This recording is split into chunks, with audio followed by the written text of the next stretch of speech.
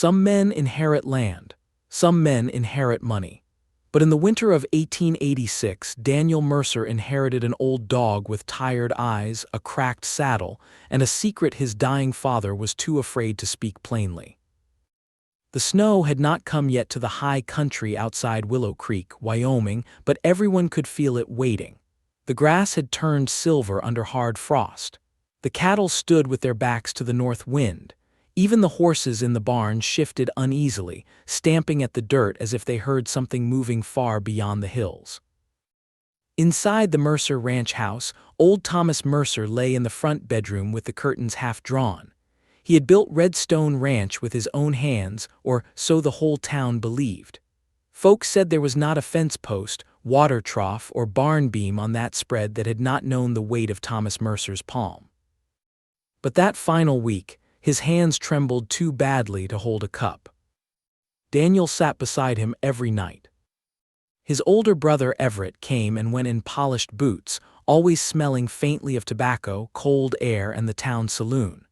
He spoke softly when people were near, but when he thought nobody heard him, drawers opened, papers shifted, cabinet locks clicked, and his steps moved through the study like a man already choosing what belonged to him.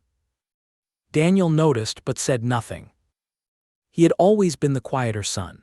Everett had their father's sharp jaw and commanding voice. Daniel had his mother's patient eyes and the habit of doing the work no one praised. When the pump froze, Daniel thawed it. When cattle broke fence, Daniel rode out before sunrise. When Thomas could no longer lift himself from the bed, Daniel changed the sheets and warmed broth over the stove. Everett signed for supplies in town and called that duty. On the last night of Thomas Mercer's life, the wind scratched along the walls like fingernails. Daniel had just set another log in the stove when his father made a rough sound in his throat. "Dan!" Daniel turned quickly and came to the bed. Thomas's face had gone thin. His cheeks looked hollow under the lamplight. His gray beard moved with each shallow breath, and his eyes, once hard enough to stop a hired man in his tracks, now wandered toward the window that faced the northern ridge. Daniel leaned close. "I'm here, Pa." Thomas's hand rose slowly from the blanket. His fingers closed around Daniel's wrist with a strength that startled him. "Keep Ranger," he whispered. At the sound of his name, the old dog lifted his head from beside the stove. Ranger was a black and tan cattle dog with white around his muzzle and one torn ear from a wolf fight years before. He had followed Thomas across every acre of Redstone since before Daniel was grown. Lately he had moved slower, but his eyes still watched everything. Thomas swallowed with pain. "Keep the old saddle," he said, "and the braided lead rope. Don't let Everett take them." Daniel frowned. "Pa, what are you trying to tell me?" Thomas's lips parted, but no clear words came. His eyes fixed on the dark square of window. Beyond it, beyond the yard, beyond the frozen pasture, the northern ridge waited under moonlight. "The dog remembers," Thomas breathed. "He remembers the way." Daniel felt a chill that had nothing to do with the weather. "What way?" Thomas tried to answer. His fingers tightened once more, then loosened. Ranger stood. The old dog did not bark. He did not whine. He walked to the side of the bed and pressed his head against Thomas's limp hand as if he had been waiting for permission to grieve. By dawn, Thomas Mercer was gone. The house filled with silence first, then footsteps. Everett came in from town wearing a clean black coat that looked too fine for mourning. He stood at the bedroom door, removed his hat for a moment, and lowered his eyes. Any stranger might have thought him heartbroken. Daniel knew better. His brother's gaze did not rest on their father's face. It moved to the locked study. By noon, the county clerk arrived. Mr. Silas Whitcomb was a narrow man with careful hands, pale eyes, and the habit of clearing his throat before saying anything important. He sat at Thomas Mercer's desk while Daniel, Everett, Daniel's wife Ruth, and their 13-year-old son Eli stood in the room. Ranger lay near the door watching. The fire cracked in the hearth. Outside, a loose shutter tapped against the wall. Silas unfolded the will. His voice was dry and steady as he read.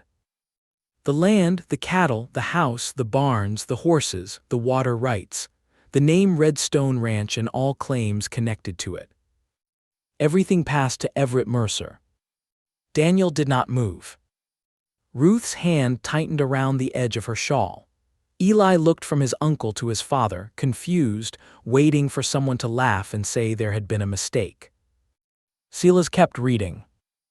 To my younger son, Daniel Mercer, I leave the black and tan stock dog called Ranger, my worn working saddle, and the braided rawhide lead rope kept under the saddle flap.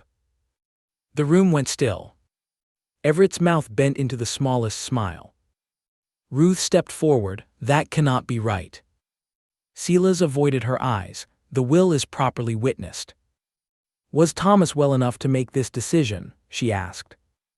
Everett poured whiskey into their father's glass and lifted it without shame. Careful, Ruth, grief makes people say ugly things. Daniel looked at Silas. Where is the original land survey? The clerk folded the will with slow fingers. I would not know.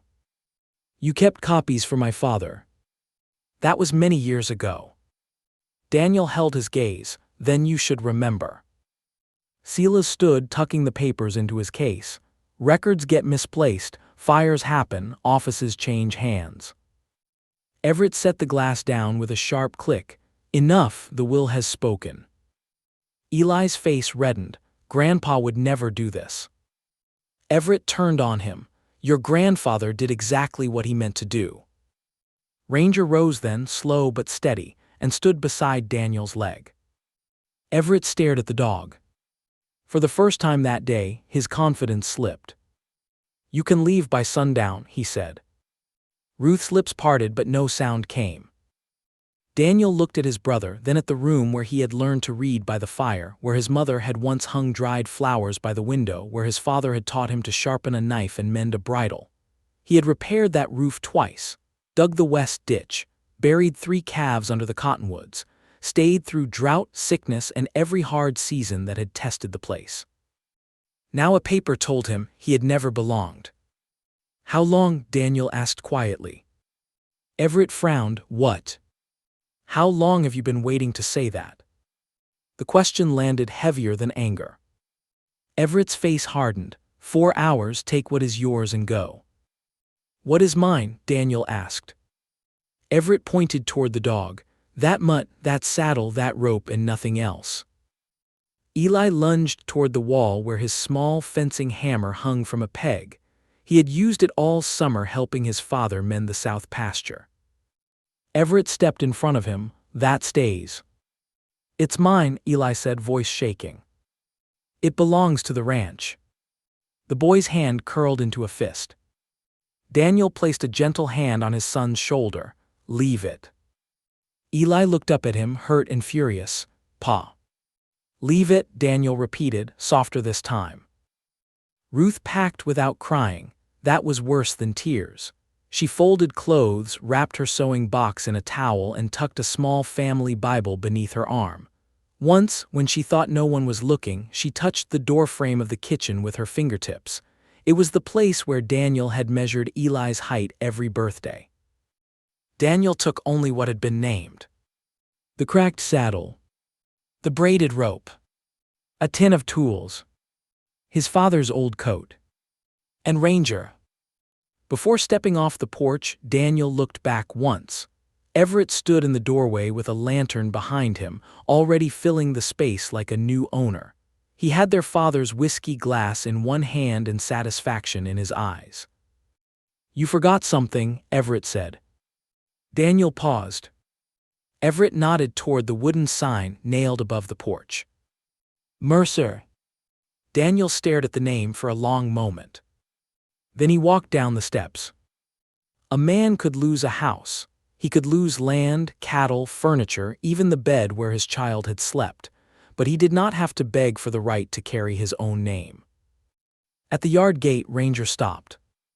Ruth and Eli turned back, thinking the dog wanted one last look at the ranch. But Ranger was not looking at the house. He faced north. His nose lifted into the cold wind. his torn ear flicked. His old body went stiff with memory.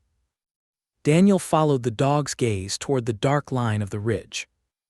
There was nothing there but stone, scrub pine, and the narrow ravines no one used in winter. Everett laughed from the porch. Dogs too old to know where home is. Daniel said nothing.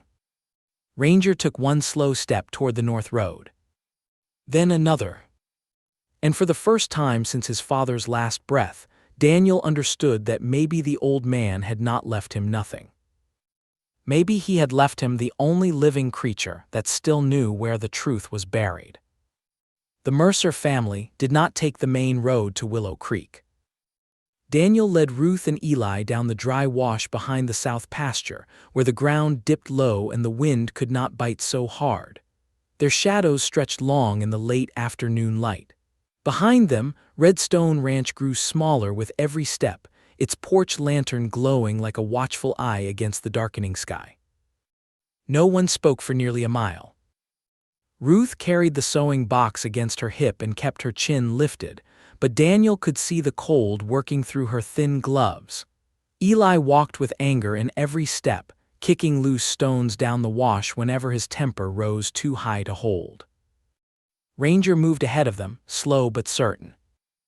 The old dog did not wander. He did not sniff rabbit trails or pause at fence posts. He followed the bend of the wash toward the north, then climbed a narrow cattle path that Daniel had not used since boyhood. Daniel stopped. Ranger, he called softly. The dog looked back once. Then he kept going. Ruth came beside Daniel and looked up the slope. Where is he taking us? Daniel watched Ranger pass between two scrub pines at the ridge's lower edge. I don't know. Eli wiped his nose on his sleeve. Maybe he knows Pa has nowhere to go. Daniel looked at his son, and the words struck deeper than the boy meant them. He wanted to tell Eli that a man was more than the land beneath his boots. He wanted to say that a home could be rebuilt from ashes, from boards, from stubborn hands and a faithful heart. But standing in the freezing wash with only a saddle, a rope, and a dog, the words felt too proud to be honest. So Daniel only said, "We have somewhere for tonight." They turned east before the ridge and followed the old freight track toward a cabin tucked under a line of cottonwoods. Smoke rose from its chimney in a thin gray ribbon. The cabin belonged to Jonah Pike, a retired ranch hand who had worked for Thomas Mercer when Daniel was still small enough to ride double in front of the saddle. Jonah opened the door before Daniel knocked twice. He was nearly 80, thin as a fence rail with a white beard, a bent back, and eyes that still missed very little. He looked at Daniel's bundle, then at Ruth's sewing box, then at Eli's bruised pride, and finally at Ranger. The old man's jaw tightened. "Everett?" he asked. Daniel nodded once. Jonah stepped aside. "Come in before the cold starts chewing on you." The cabin was small but warm. A kettle hissed on the stove. Dried beans hung in sacks from the rafters. A patched quilt covered the narrow bed near the wall, and a rocking chair sat by the fire with one arm repaired by wire. Ruth helped Jonah clear space without being asked. Eli sat near the stove, staring at his hands. Ranger lay by the door, his nose still pointed north. Jonah poured coffee into tin cups and handed one to Daniel. "I heard Thomas was failing," he said quietly. "Didn't know he'd already gone." "This morning." Jonah closed his eyes for a moment. He was a hard man, but he knew cattle, knew water too, once. Daniel looked over the rim of his cup. "Once." The old man did not answer right away. He poked the stove, sending sparks up behind the iron door. "Your father carried things he never put into words," Jonah said. "Men like that think silence is a locked chest, but silence leaks. It leaks into sons, into houses, into dogs." At the sound of the last word, Ranger lifted his head. Daniel studied the dog. "Pa told me to keep him." "That does not surprise me." He said Ranger remembers the way. Jonah's hand stopped on the stove handle. Ruth noticed. "What way, Mr. Pike?" The old man turned slowly. His face had changed. not fear exactly, but something close to pain. Before he could answer, Ranger stood. He crossed the cabin, placed his nose against Daniel's saddle, and sniffed along the cracked leather near the seat. Then he gave one low sound in his throat and walked back to the door. Eli rose. He wants us to follow. No, Ruth said, it's nearly dark. Daniel agreed with her. The ridge country was no place to wander after sunset.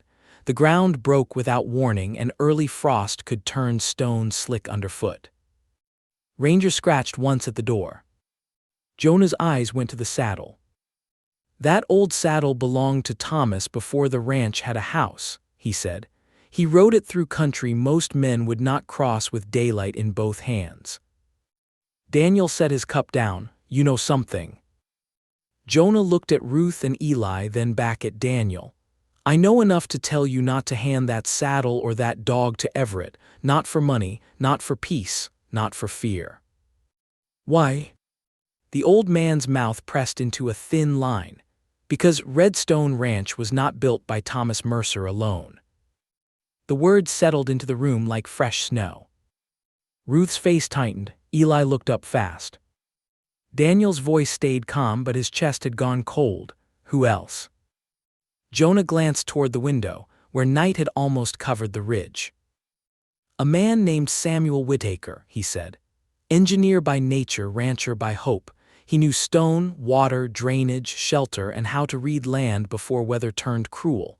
Without him, that ranch would have dried up or frozen out in its first winter. Daniel had never heard the name. Not once. My father never spoke of him. No, Jonah said, he would not have. Ranger scratched again at the door, harder this time. Ruth bent down and touched the dog's torn ear. Easy, old boy. But Ranger would not settle. His cloudy eyes stayed fixed on Daniel with a strange, steady pleading. Jonah looked at the dog, then at the saddle, then at Daniel. There used to be a place north of the ridge, he said. Not a cabin, not a mine, something hidden, built for bad winters back before the main house stood strong. I never saw the inside. Thomas and Samuel kept it close. After Samuel disappeared, Thomas never let anyone speak of it again. Disappeared? Eli asked. Jonah did not look at the boy. He was there one season, the old man said, then gone by spring. His name vanished from town talk, from contracts, from every record a common man could see. Daniel stood slowly. The fire cracked behind him. Outside, the wind moved across the cottonwoods with a long, hollow sound. Ruth looked at him. Daniel. He knew what she was asking without words. Was this hope, or was it another hurt waiting under the ground? Daniel took the saddle from the wall peg and set it on Jonah's table. The leather was old, dark with years of sweat, rain, dust, and sun. His father had ridden it less in later years, but never sold it, never traded it, never let Everett use it. Ranger came close and pressed his nose against the left flap. Daniel lifted it. At first, he saw nothing but worn stitching. Then Ruth moved the lamp nearer, and the light caught a crooked line of thread beneath the inner leather. The stitches did not match the rest of the saddle. They were uneven, pulled tight by a hand that had been hiding something, not repairing it. Eli forgot his anger and leaned close. Pa, there's something under there. Daniel took out his pocket knife. Ruth touched his arm. Careful. He slid the blade beneath the first stitch and cut. Ranger stood perfectly still. One by one, the threads loosened. Daniel peeled back the hidden lining, and a small flat pouch dropped onto the table. No one breathed. Inside the pouch lay a narrow strip of old leather marked with 6 burned lines, a small brass key darkened by age, and a folded scrap of paper brittle at the edges. Daniel opened the paper carefully. There were only 4 words written in Thomas Mercer's hand. Follow the dog north. Daniel read the 4 words twice, though they did not change. Follow the dog north. The cabin seemed to grow smaller around him. Ruth stood with one hand resting on the table, her knuckles pale in the lamplight. Eli stared at the leather strip as if the burned marks might rise up and speak. Jonah Pike sat back in his chair, his old eyes heavy with a sorrow Daniel did not yet understand. Outside, the wind pushed against the cabin walls and slipped beneath the door in a thin, cold breath. Ranger waited by the threshold. Daniel folded the paper and placed it back on the table beside the brass key. "Tonight?" Eli asked, voice low with excitement and fear. "No," Daniel said. The boy's face fell. Daniel understood. Eli had just watched his uncle throw them out of the only home he had ever known. He wanted movement, answers, something to strike back against the helplessness sitting in his chest. Daniel wanted those things too, but wanting did not make the ridge safe in darkness. "We go at first light," Daniel said, no sooner. Ranger gave one soft huff, as though he disagreed but would allow it. Ruth picked up the old leather strip. 6 burned lines crossed it, unevenly spaced. At the end, almost too faint to see, someone had pressed a tiny circle into the leather. "These are not words," she said. Jonah leaned close. "Trail marks maybe." Daniel shook his head. Pa never needed a map for land he knew. "No," Jonah said quietly, "but maybe this map was not made for him." That thought stayed with Daniel long after the others lay down to rest. Jonah gave Ruth and Eli the bed. Daniel took the floor by the stove with his coat folded under his head. Ranger did not sleep near the fire. He lay by the door, nose pointed north, ears twitching through the night. Daniel did not sleep much either. He kept seeing his father's eyes turned toward the window. The old man had not sounded proud when he spoke. He had sounded afraid, worse than afraid, ashamed. Near midnight, Ruth slipped from the bed and came to sit beside Daniel. The fire had burned low, and the cabin glowed dull orange around the edges. "You never told me Thomas had secrets like this," she whispered. Daniel looked at the stove. "I did not know." "I believe you." That hurt more gently than accusation. Daniel rubbed a hand over his face. "All my life I thought my father was hard because the land made him that way. Drought, debts, winter, cattle, sickness. I thought he had buried tenderness so deep he forgot where he put it." Ruth looked toward the table where the pouch rested. "Maybe he buried more than that." Daniel said nothing. After a long silence, Ruth reached for his hand. Her palm was cold, but her grip was steady. "Whatever is out there," she said, "we do not let Everett turn us into people like him." Daniel looked at her then. Ruth had lost the house too, her kitchen, her garden patch, her curtains, her sewing corner near the east window, yet she was not speaking of revenge. She was guarding the only inheritance Everett could not claim. Daniel squeezed her hand. "I know."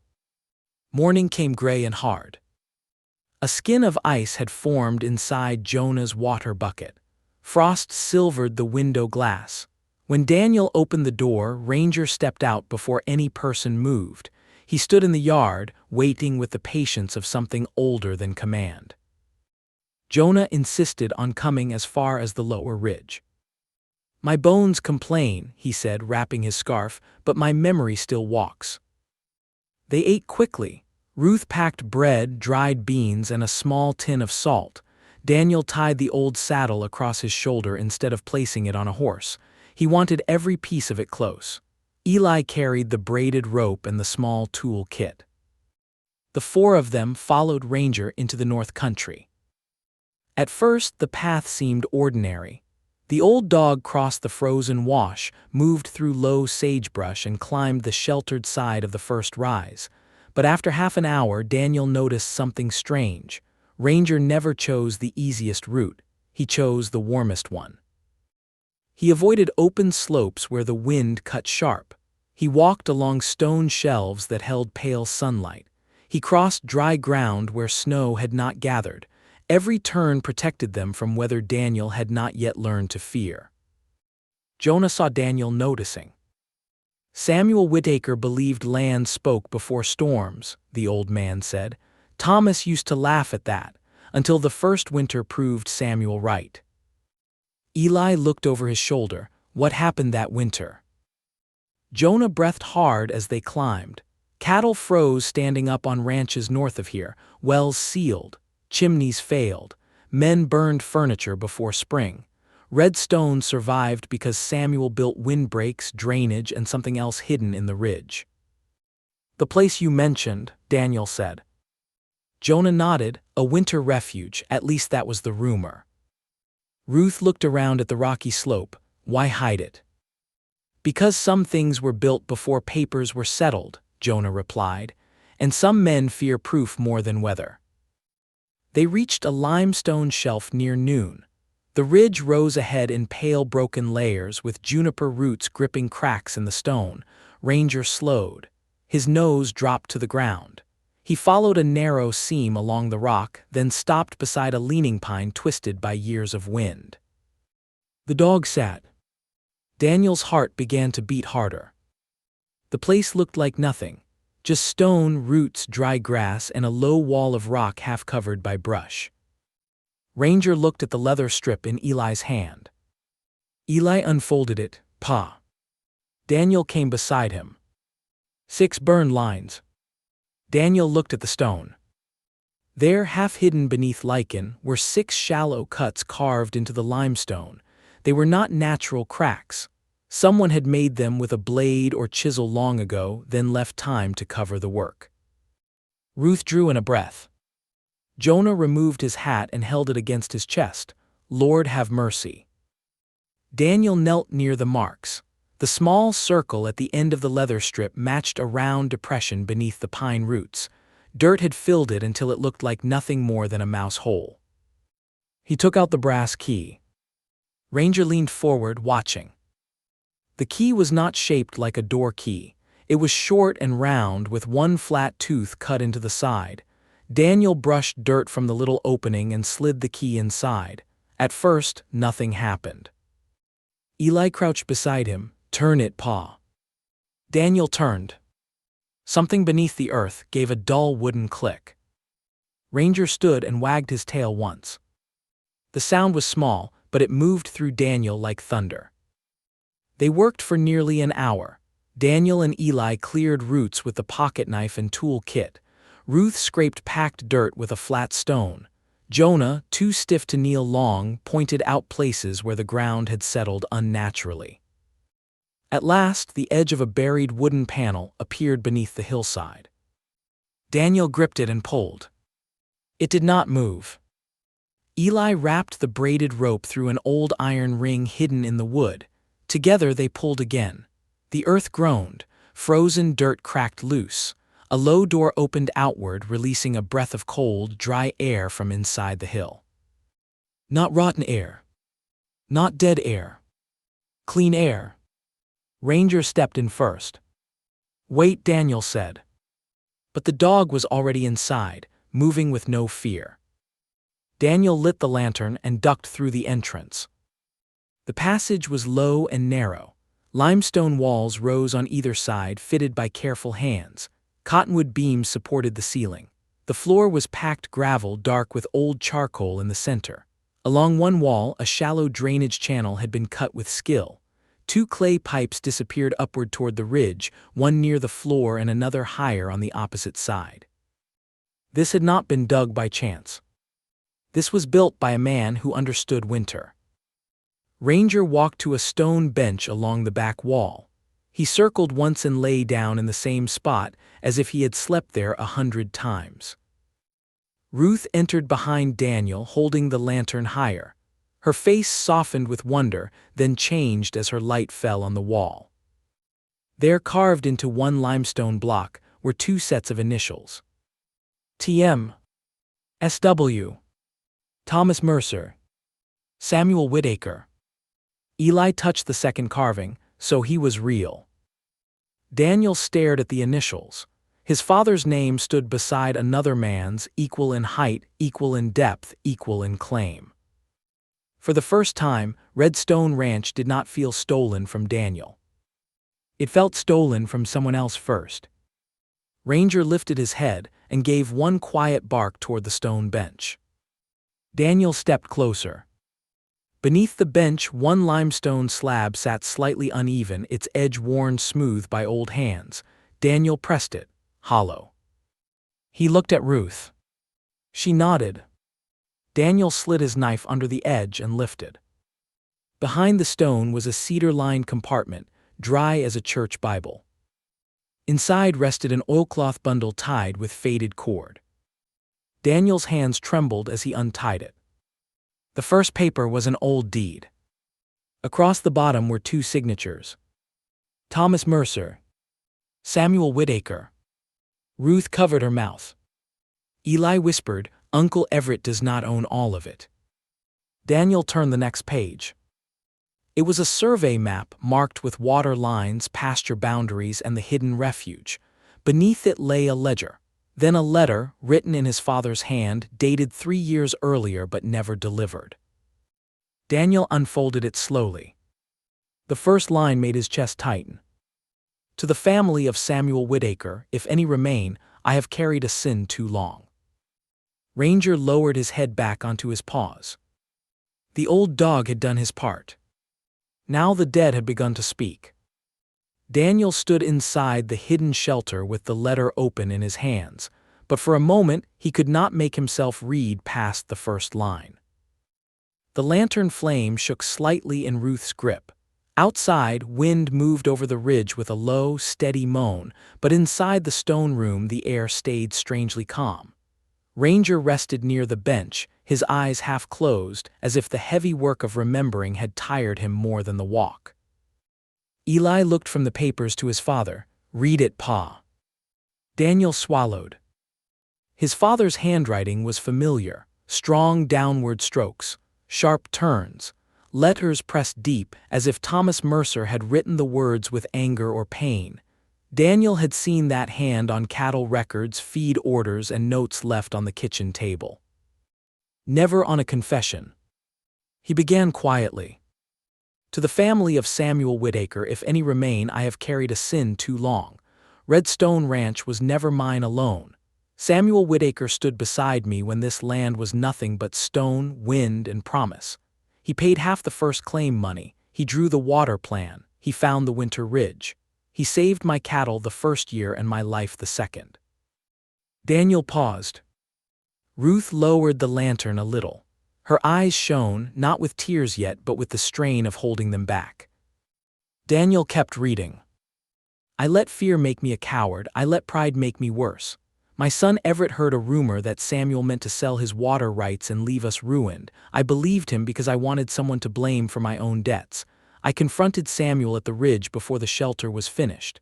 There was shouting, there was pushing, a beam slipped, stone fell, Samuel was hurt beneath the collapse." Eli's face went pale. Daniel's voice grew rough, but he forced the next words out. "He lived until morning, I could have taken him to town. Jonah Pike begged me to. I waited because I feared the law, I feared losing the ranch, I feared my name being dragged through court. Samuel died before noon. After that, I did a second wrong to cover the first. With help from Silas Whitcomb, I altered papers, buried Samuel's claim, and made Redstone appear to be mine alone." The shelter seemed to darken around them. Ruth closed her eyes. Jonah Pike had not entered far into the chamber, but he stood near the doorway with his hat in both hands. The old man's shoulders trembled. He had known enough to fear the truth, but knowing and hearing were different burdens. Daniel read the final lines. "If I fail to speak while living, let this stand when I am dead. Find Samuel's blood if any remain, restore his name to the deed. Let the ridge shelter bear both names. Do not let Everett hold what was born from a lie. The dog knows the way because I brought him here every winter, trying to remember what kind of man I should have been." Daniel lowered the paper. For a long while no one spoke. Then Eli asked the question no child should have to ask about a grandfather. "Was he a murderer?" Ruth flinched softly, but Daniel did not scold him. The boy's voice was not cruel, it was broken. Daniel looked at the paper, then at the initials carved into the stone wall. "He did something terrible," Daniel said, "and then he hid it. Maybe the law has words for that, maybe God has others, but he knew it was wrong, that is why he left this." Eli's jaw tightened. Knowing late does not fix it. No, Daniel said, it does not. Jonah stepped farther inside, moving slowly, one hand against the wall. He looked at Samuel Whitaker's initials as if greeting a ghost. I was there, he said. Daniel turned. Jonah's eyes stayed on the stone. Not inside the cave-in, outside, hauling beams. Samuel kept telling Thomas to look at the ledger, said every payment was written clean, said he never planned to sell the water. Everett was up on the slope listening. He had been spreading that lie for weeks. Everett, Ruth whispered. Jonah nodded. He was only 15, but mean ambition can grow early in some hearts. He wanted his father angry, wanted Samuel gone. I did not know why then. Maybe he already saw the ranch as his future and hated sharing it with a name that was not Mercer. Daniel felt something cold move through him. Why did you never tell? The old man turned his hat in his hands. Because I was a hired man with no land, no money, and no proof. Thomas owned the house. Silas carried the law. Everett already knew how to twist a story. I told myself I was waiting for the right time. His voice thinned. Then the right time became years, then years became a life. Ruth reached out and touched his arm. You were afraid. Jonah looked at her with tired shame. Fear is not a clean excuse, ma'am. It is only an honest one. Daniel folded the confession with care and placed it beside the deed. His anger had nowhere simple to go. At Everett, yes. At Silas, yes. At the father he had loved and served until death, more than he wanted to admit. But anger alone would not feed Ruth, protect Eli, or restore a dead man's name. What happened to Samuel's family? He asked. Jonah breathed slowly. He had a wife who died before the claim was finished. One son, Henry, about 6 years old when Samuel died. Afterward, the boy was sent east to kin in Nebraska. Later, I heard he went north into Montana Territory. That is all I know. Ruth looked at the papers. Then someone may still be alive. Daniel nodded. And Everett must not know what we found until these papers are safe. The thought came too late. From somewhere outside the hidden entrance, a horse snorted. Ranger's head lifted. Everyone froze. Daniel reached for the lantern and lowered the flame with his fingers around the glass. The shelter fell into a dim amber hush. Eli moved close to Ruth. Jonah stepped back toward the wall. Above them faintly, boots scraped stone. Then a man's voice drifted down through the crack near the entrance. Dog tracks came this way. Daniel knew that voice. Reuben Shaw. Everett's hardest ranch hand. A broad-shouldered man with restless eyes and fists that always seemed to be waiting for permission. Another voice answered, younger and uncertain. Could be Coyote. Coyotes don't wear old Mercer saddle oil on their trail, Reuben said. Keep looking. Ruth's hand moved to her mouth. Daniel gathered the deed, ledger, survey, and confession in one careful stack. His mind worked fast. If Reuben found the door, Everett would know before nightfall. If Everett knew, Silas would be warned. Papers could disappear. Witnesses could be threatened. Truth, once found, could still be buried again. Ranger stood without making a sound.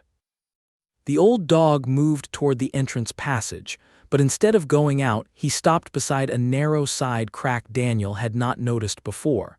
It was partly hidden by shadow and a hanging strip of old canvas. Ranger nosed the canvas aside. Behind it ran a second passage, low and tight, sloping upward. Eli's eyes widened. Daniel looked at Jonah. The old man whispered. Samuel believed in 2 exits. Outside, Reuben's boots came closer. Daniel handed the oilcloth bundle to Ruth. Take Eli, follow Ranger. What about you? She whispered. I'll close the door behind us. Ruth wanted to argue, he saw it in her face, but there was no time and she knew it. Ranger entered the narrow passage first. Eli went next, crawling with the rawhide rope across his shoulder. Ruth followed, clutching the documents to her chest. Jonah moved after her, breathing hard but determined. Daniel paused at the main chamber. His lantern light fell one last time on the carved initials. TM. SW. His father's name and the name his father had tried to erase. Daniel picked up a loose stone and set it back over the cedar compartment. Then he scattered dust across the bench as best he could. It would not fool a careful search long, but it might buy minutes. A shadow crossed the entrance. Reuben Shaw had found the buried door. Daniel ducked into the side passage and pulled the canvas down behind him, just as wood groaned open behind his back. He crawled upward in darkness, following the faint sound of Ruth's breathing and Ranger's nails scraping stone ahead. Behind him, Reuben's voice echoed through the hidden shelter. "Well now," the man said, "Everett is going to want to hear about this." Daniel kept moving, but the words struck like a hammer. The secret was no longer sleeping in the hill. And by sunset, his brother would be hunting for it. The side passage climbed through the ridge like a throat of stone. Daniel crawled on his elbows, his shoulder scraping limestone, his breath loud in his own ears. Ahead of him, Ruth moved with the oilcloth bundle pressed tight beneath her coat. Eli pushed forward behind Ranger, and Jonah Pike struggled last before Daniel, muttering small prayers whenever his bad knee struck rock. Behind them, Reuben Shaw's voice carried faintly from the hidden shelter. "Bring the lantern closer." Another man answered, "There's nothing here but stone." Everett didn't send us north for stone. Daniel's jaw tightened, so Everett had sent them, not curiosity, not chance. His brother already suspected the dog had led them somewhere important. Ranger reached the end first. A pale slice of daylight appeared above him. He nosed through a curtain of dry grass and cold air poured into the passage. One by one they slipped out onto the far side of the ridge, hidden behind a fallen pine and a tumble of rocks. Ruth came out breathing hard, dust streaked her cheek. Eli's coat sleeve had torn at the elbow. Jonah lowered himself onto a stone and pressed a hand against his chest. Daniel slid out last and pulled the grass back over the opening. For a few seconds, nobody moved. Below them, the northern pasture stretched pale and empty. The main ranch house sat far to the south, just visible beyond bare cottonwoods and frozen fields. Smoke rose from its chimney in a clean, proud column, as if red stone still believed itself safe. Ranger stood at the edge of the rocks, looking down. Eli whispered, "What do we do now?" Daniel looked at the bundle under Ruth's arm. The papers were more than proof. They were danger. A deed could be burned. A confession could be stolen. A witness could be silenced by fear, just as Jonah had been silenced for most of his life. "We split them," Daniel said. Ruth understood before he explained. They went back to Jonah's cabin by the longest route, staying low behind creek cuts and stands of brush.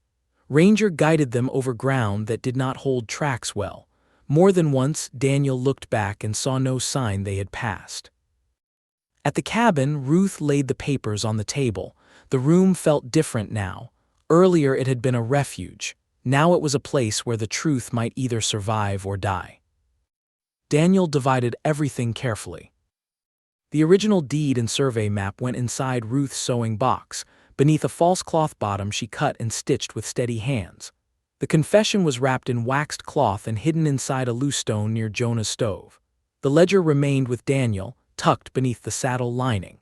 Jonah took the small leather strip and brass key, placing both inside an old coffee tin buried under dried beans.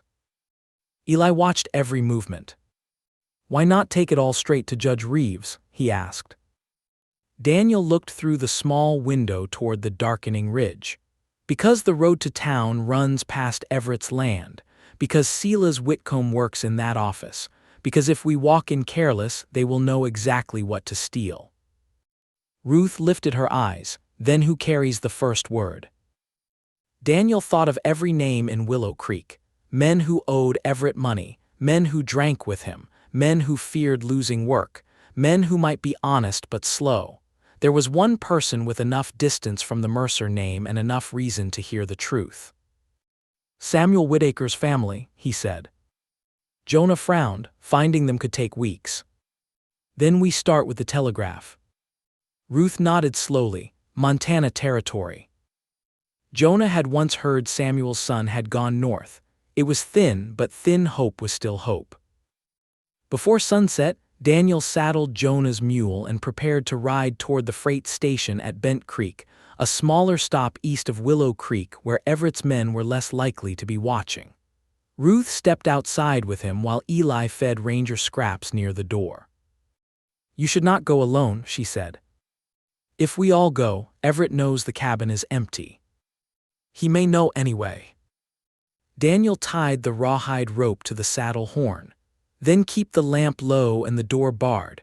If anyone comes, take Eli through the back wash and let Ranger lead you." Ruth reached up and straightened the collar of his coat. Her fingers lingered there. For the first time since they had been thrown out, her composure cracked just enough for him to see the fear beneath. "He took the house," she said quietly. "Do not let him take you too." Daniel covered her hand with his. "He won't." She did not ask him to promise. She knew promises were small things against men like Everett and storms like the one gathering over the west. Instead, she pressed a folded scrap of cloth into his palm. It was cut from the kitchen curtain she had sewn their first year at Red Stone. "For luck," she said. Daniel tucked it inside his coat. The ride to Bent Creek took nearly 3 hours. Twilight turned the hills purple. Twice Daniel left the track and waited behind brush when he heard hoofbeats. Once, 2 riders passed close enough that he recognized Reuben Shaw's laugh. At the station, the telegraph operator was closing the office. Daniel paid with the last coins in his pocket and wrote the message himself. "Searching for descendants of Samuel Whitaker, former land partner in Wyoming. Urgent matter of deed, survey, and inheritance. Reply to Jonah Pike cabin near Willow Creek." The operator squinted at him. "That is a long message for a man who looks like he needs supper more than business." Daniel slid the coins forward. "Send it." The operator shrugged and tapped the key. By the time Daniel returned to the cabin, a light snow had begun to fall. Fine dry grains moved sideways across the road. Ranger was waiting outside despite the cold. The dog looked past Daniel into the dark. Then he growled. Daniel dismounted slowly. Ruth opened the cabin door only a crack. Her face was pale in the lamplight. "Everett came," she whispered. Daniel stepped inside. The table had been overturned. Jonah's flour sack lay split across the floor. Bedding had been tossed aside. The wall near the stove showed fresh scratch marks where someone had pried at the stones, but they had chosen the wrong side and found nothing. Eli stood near the hearth, his lips swollen. Daniel's vision darkened at the edges. "Who touched you?" he asked. Eli lifted his chin, trying to be braver than his bruised face. "Reuben shoved me when I wouldn't tell him where you went." Daniel turned toward the door. Ruth caught his arm. "No. He put hands on my son. And if you ride to Redstone angry, Everett wins before the truth even reaches daylight." Daniel stood still, breathing hard. Ranger pressed against Eli's leg, and the boy lowered one hand to the dog's head.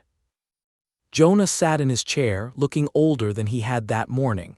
They did not find the confession. Daniel forced himself to listen. "They found nothing?" he asked. Ruth shook her head. "Nothing that matters." But something had changed. On the table, pinned beneath Daniel's tin cup, lay a note written in Everett's hand. Daniel unfolded it. "Bring the dog and the saddle home by noon tomorrow. You may keep your wife and boy out of this if you stop chasing dead men's lies." Eli looked at his father. "He's scared." Daniel read the note again. "Yes," he said, "but scared men can still be dangerous." Outside, the snow thickened against the window. The wind dropped suddenly, leaving the world too quiet. Ranger lifted his head toward the north. At that same moment, from far across the valley, a bell began ringing at Redstone Ranch. Not once, not twice. Again and again. A warning bell. Daniel stepped to the door and looked into the white dark. Something was wrong at the ranch. And whether Everett deserved help or not, people were there who might not survive the night. The warning bell from Redstone Ranch carried strangely through the snow. It did not ring like a church bell calling people together. It rang wild and uneven, pulled by someone in fear. The sound came across the dark valley in broken waves, swallowed by wind, then thrown back again from the ridge. Daniel stood in Jonah Pike's doorway with snow collecting on his shoulders. Behind him, Ruth held Eli close without making it look like she was holding him. Jonah pushed himself up from his chair, one hand pressed against the table. Ranger had gone stiff by the threshold, his torn ear lifted, his old body pointing toward the ranch that had cast them out only one day before. Eli's voice was quiet. "Are we going?" Daniel looked toward the white dark. Every part of him remembered Everett's words. 4 hours, take what is yours and go. He remembered Eli's swollen lip, Ruth's sewing box knocked open, the note under the cup, the way Reuben Shaw had walked into Jonah's cabin as if decency belonged to Everett too. But the bell kept ringing. There were hired hands at Redstone, a cook named Mrs. Vale who had always tucked extra biscuits into Eli's pocket, 2 young brothers from Nebraska who slept in the bunkhouse and sent wages home to their mother, horses in the barn, cattle in the low pasture, maybe even men too proud to admit they needed help until the snow closed over them.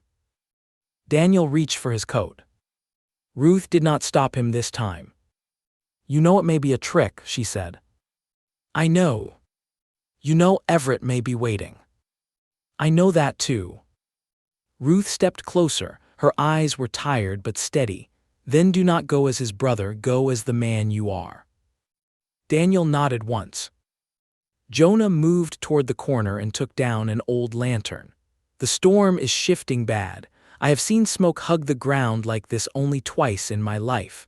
Both times, men who waited too long lost more than pride." Daniel looked at the old man. "Can you ride?" Jonah gave him a dry look. "I can sit a mule and complain, that is still riding." "No," Daniel said, "stay with Ruth and Eli." Eli stepped forward at once. "I'm coming." "You're hurt." "I can still walk." Daniel turned, prepared to refuse, but the look in his son's face stopped him. Eli was no longer asking for adventure. He was asking not to be left feeling powerless in the same night someone had shoved him around like a child who did not matter. Ruth saw it too. She touched Daniel's arm, let him carry the rope. Daniel hesitated, then handed Eli the braided rawhide lead rope. "Stay close," he said. "No pride, no running ahead, no arguing." Eli nodded quickly. Ranger moved before the door was fully open. Snow struck Daniel's face like thrown sand. It was not the soft kind that settled gently on a Christmas roof. It was dry, sharp, and restless, flying sideways across the yard.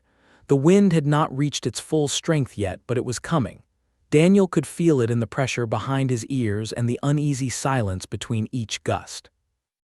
They took Jonah's mule and Daniel's horse, but after half a mile, Ranger left the wagon track and turned north. Eli pulled up. "That is not the ranch road." Daniel watched the dog disappear between 2 low ridges. "No," he said, "it is the way he knows." They followed. Ranger led them along ground Daniel had never used in winter. The path curved beneath banks of stone, dropped into shallow draws, then climbed through brush thick enough to break the wind. More than once, Daniel realized they had avoided open flats where snow was already piling deep. The dog was not merely heading toward Redstone. He was choosing a safe route. Thomas had said the dog remembered the way. Daniel wondered how many winters his father had come this way in secret, carrying guilt in his chest and a lantern in his hand. The bell stopped before they reached the first fence line. The silence that followed was worse. At the edge of the south pasture, Daniel saw what had happened. Cattle had broken through the lower fence and moved in a nervous mass toward the draw. The gate hung crooked, its hinges twisted. A frightened horse ran past them without a saddle, mane iced white. From the direction of the main house, smoke rolled low instead of rising from the chimney. Jonah had warned him. Bad draft. Blocked air. A house could kill quietly in weather like this. Daniel tied the mule behind a cottonwood and motioned Eli down. They moved toward the house on foot with Ranger ahead. Snow swept across the yard in sheets. The porch lantern swung so hard it struck the wall again and again. The front door would not open. Daniel put his shoulder against it. Ice had sealed the lower edge, and snow had packed hard against the frame. Eli, the tool shed, he said. The boy did not need more. He ran bent against the wind and came back carrying a pry bar. Together they broke the ice along the threshold. Daniel forced the door open just wide enough to slip inside. Smoke met them in a bitter wave. Eli coughed and pulled his scarf over his mouth. Stay low, Daniel ordered. The front room was dim and hazy. The fire in the hearth smoldered badly, sending smoke back into the house. Mrs. Vale knelt near the kitchen doorway with a wet cloth over her face. One of the Nebraska boys lay on the floor, coughing hard. Another hired man stood by the window, fumbling weakly with the latch. And Everett was there. He stood near the stairwell with a blanket wrapped around his shoulders, eyes red from smoke, one hand braced on the wall. For one strange second, he looked less like the man who had stolen everything and more like the frightened boy he must have once been. Then he saw Daniel. You, Everett rasped. Daniel moved past him. Where is everyone? Everett coughed. Bunkhouse, barn, I don't know. Ruth's voice sounded from behind Daniel. Eli, open the back door if you can. Daniel turned sharply.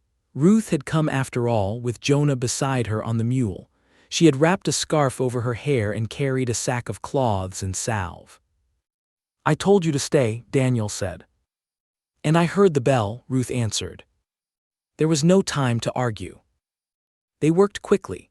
Daniel and Eli dragged the coughing ranch hand toward the kitchen floor, where the smoke was thinner near the back draft. Ruth soaked cloths in water and covered mouths.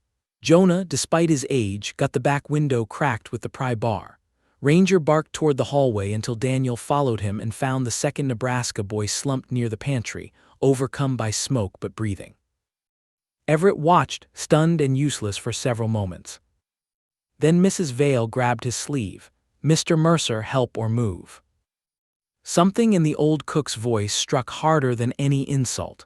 Everett blinked, then staggered forward and helped Daniel lift the boy. The chimney was failing worse. Smoke kept rolling downward, thickening near the ceiling.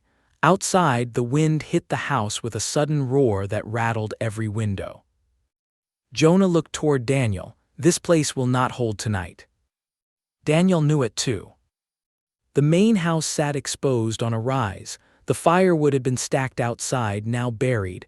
The roof seams groaned. The chimney draft was wrong. The bunkhouse might be worse. There is shelter in the ridge, Daniel said. Everett's head snapped up.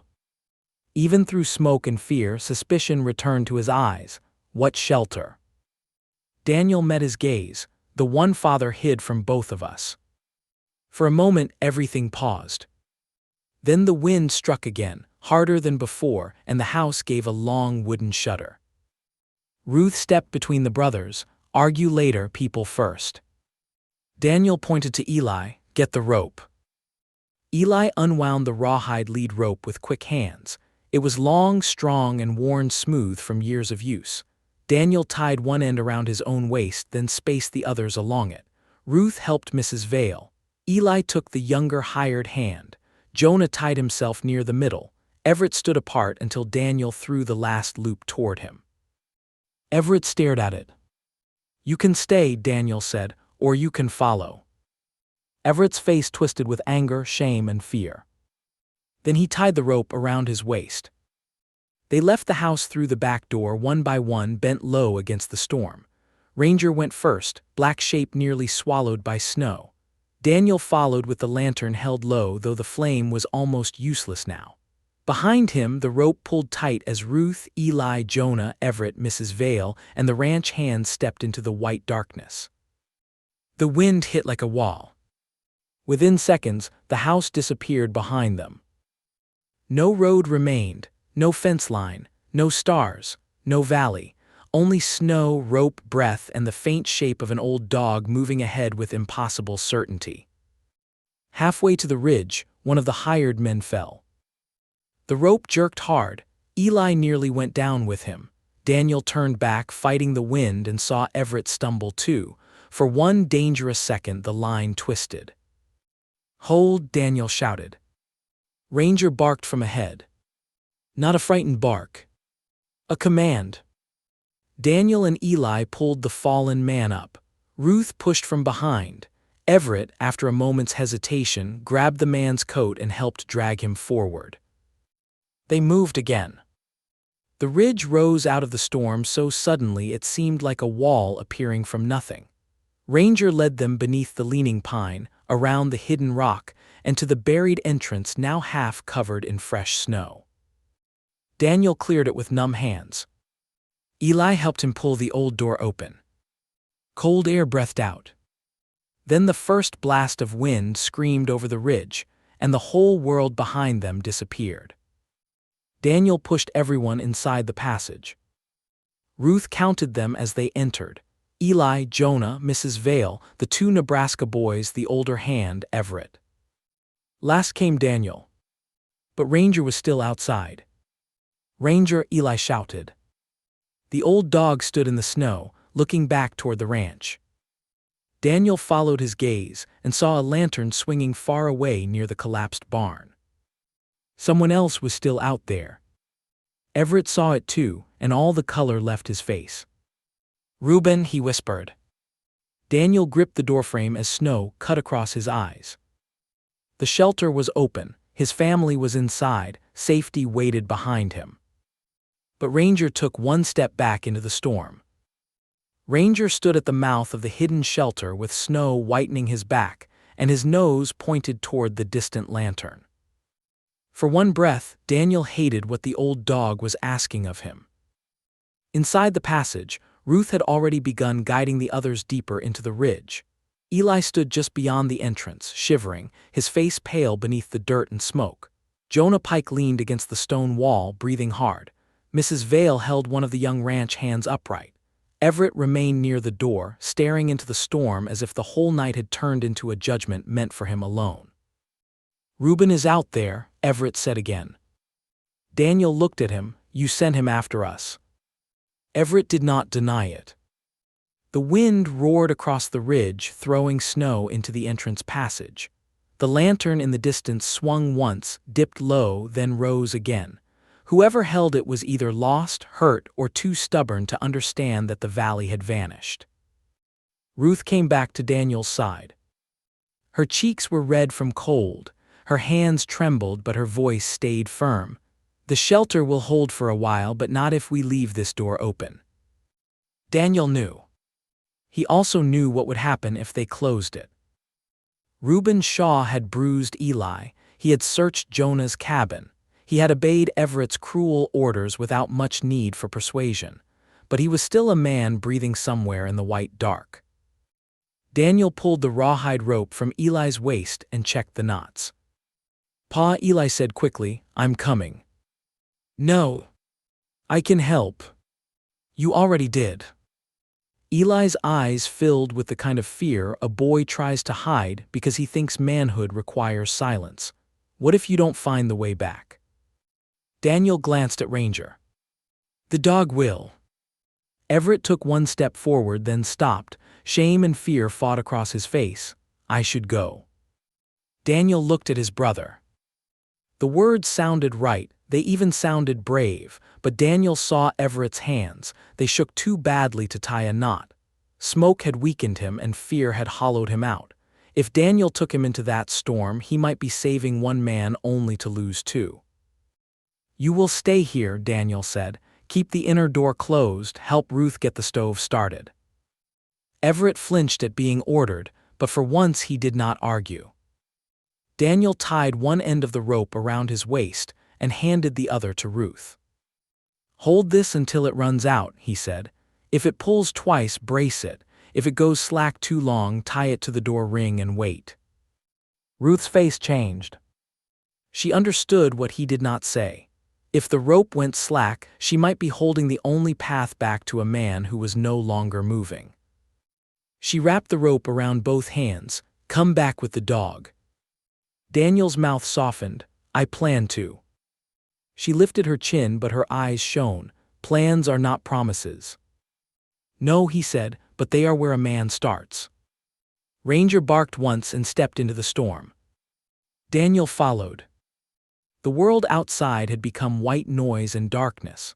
Snow struck his face so hard it felt like grit. The lantern behind him vanished after 3 steps. The rope dragged from his waist, sliding over snow and stone. Ranger moved ahead, barely visible, then disappeared entirely until his bark came from the left. Daniel trusted the sound and turned. He had crossed that pasture hundreds of times in clear weather, but now nothing looked familiar. The ridge was gone. The ranch was gone. The sky was gone. He could not tell ground from air except by the pressure under his boots. Twice he stumbled over buried brush. Once he dropped to one knee and felt the cold bite through his trousers. Ranger came back each time, pressing his shoulder against Daniel's leg until Daniel stood. The distant lantern appeared again, lower now. Daniel moved toward it. "Reuben," he shouted. The storm threw the name back at him. He shouted again. This time a faint answer came. "Here." Daniel followed the voice. Ranger reached the man first, barking sharply beside a dark shape half buried near a broken fence. Reuben Shaw lay on his side with one leg caught under a fallen rail. His lantern had nearly gone out and his hat was missing. Snow had crusted his hair and beard. When he saw Daniel, his eyes widened. "You." Daniel dropped beside him and lifted the fence rail. "Can you stand?" Reuben tried, then groaned and fell back. Ankles caught wrong. Daniel cut the strap tangled around Reuben's boot with his knife and pulled the man free. Reuben cursed under his breath, more from fear than pain. His face had lost all its hard color. "You should have left me," Reuben muttered. Daniel looped the rope under his arms. "I thought about it." Reuben looked at him. Daniel tightened the knot. "Then I remembered I still have to live with myself after tonight." Ranger barked toward the ridge. The rope at Daniel's waist jerked once. Ruth still held the other end. The shelter was still there, but the wind had strengthened and the line no longer ran straight. Snow had already covered parts of it. Daniel pulled Reuben upright. The man cried out and leaned heavily against him. "Move," Daniel said. "Do not fight me, do not try to choose the way." Reuben laughed weakly, then coughed. "For once, Mercer, I ain't planning to lead." They moved slowly. Ranger walked ahead, doubling back whenever the rope caught on buried sage. Daniel dragged Reuben more than guided him. The wind pushed them sideways. The cold slipped into Daniel's gloves and settled in his fingers like iron. Halfway back the rope snagged hard. Daniel stopped and pulled. It did not move. Ranger came to his side, then bounded toward where the line disappeared beneath a drift. Daniel followed and found it wrapped around the jagged edge of a fallen fence post. He bent to free it, but Reuben's weight shifted behind him. The injured man slipped. Daniel turned fast, but not fast enough. Reuben fell down the slope toward a shallow wash, dragging Daniel with him. Snow swallowed them both. Daniel struck his shoulder against buried stone and pain flashed hot through his arm. The rope jerked violently around his waist. Inside the shelter, Ruth must have felt it. Daniel dug his boots into the slope and grabbed for Reuben's coat. Ranger barked above them, frantic now. Reuben clawed at the snow. "I can't climb." Daniel wrapped one arm around a frozen root and reached down with the other. "Give me your hand." "I'll pull you down." "Then pull carefully." Reuben stared at him through flying snow, as if he could not understand why the man he had helped ruin was still offering a hand. Then he reached. Daniel caught him. Pain burned through Daniel's shoulder, but he held. The rope around his waist drew tight. Somewhere beyond the storm, Ruth, Eli, and maybe even Everett were holding the line. "Pull," Daniel shouted, though he knew they could not hear. The rope tightened again. Inch by inch, Daniel and Reuben crawled back up the slope. Ranger seized Reuben's coat sleeve in his teeth and pulled with all the strength left in his old body. At last they rolled over the lip of the wash and lay gasping in the snow. Daniel wanted to rest. Ranger would not let him. The dog barked, then trotted forward. Daniel forced himself up. By the time they reached the shelter entrance, Daniel's legs felt numb and distant, as if they belonged to another man. Eli appeared in the doorway and grabbed his coat. Ruth took Reuben's arm. Jonah helped drag both men inside. The outer door slammed shut behind them. For a moment, everyone only breathed. Then the ridge shelter proved whether Samuel Whitaker's hands had built wisely. Ruth and Jonah closed the second inner door Daniel had repaired earlier with old canvas and packed grass. The first blast of wind stayed trapped in the entry passage instead of entering the main chamber. Daniel lit a small fire in the stone stove, not too large, just as the old drawings had shown. Naomi Whitaker was not there yet to explain the design, but Samuel's work spoke through every wall. Smoke rose cleanly through the upper vent. Fresh air slipped in low. The red thread Jonah tied near the intake pipe trembled once, then settled almost still. The chamber warmed slowly, not hot, not comfortable like a parlor, but alive. Mrs. Vale wept quietly while wrapping blankets around the Nebraska boys. Ruth examined Reuben's ankle and bound it with strips torn from her own underskirt. Eli sat beside Ranger, rubbing snow from the dog's fur with both hands. Everett stood alone near the stone wall. No one spoke to him. No one had to. His eyes moved across the shelter, taking in the drainage channel, the fitted limestone, the carved initials, the dry walls, the steady draft, and the people alive because of a place he had wanted to steal without understanding. Then his gaze stopped on the wall. T.M. S.W. Thomas Mercer. Samuel Whitaker. Everett took one step closer, and his face went gray. Daniel watched him from beside the stove. "You knew the name," Daniel said. Everett did not answer. Ruth looked up from Reuben's bandage. Eli stopped rubbing Ranger. Even the old dog lifted his head. Daniel rose slowly, one hand pressed against his injured shoulder. "You knew Samuel Whitaker's name before tonight." Everett's throat moved. Outside, the blizzard roared over the hidden shelter with all the fury of a world trying to bury the truth again. Inside, under stone and firelight, Everett finally lowered his eyes. And Daniel understood that his brother had not simply inherited a lie. He had helped make one.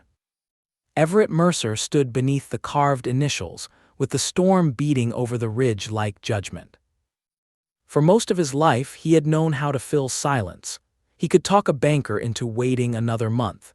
He could talk a ranch hand into working through Sunday. He could talk men in town into believing his temper was strength and his greed was only good business. But inside Samuel Whitaker's hidden shelter, with smoke rising cleanly through the vent and 9 lives saved by a dead man's design, Everett had no words large enough to cover what showed on his face. Daniel watched him from near the stove. Ruth kept one hand on Reuben Shaw's bandaged ankle, but her eyes stayed on Everett. Eli sat beside Ranger, his fingers buried in the dog's damp fur. Jonah Pike leaned against the far wall, old and tired, yet suddenly more awake than he had been all evening. "You knew Samuel's name," Daniel said again. Everett looked toward the entrance passage, as if the storm might offer escape. It offered only a deeper roar. "I heard it as a boy," he said at last. Daniel's voice stayed low. "From who?"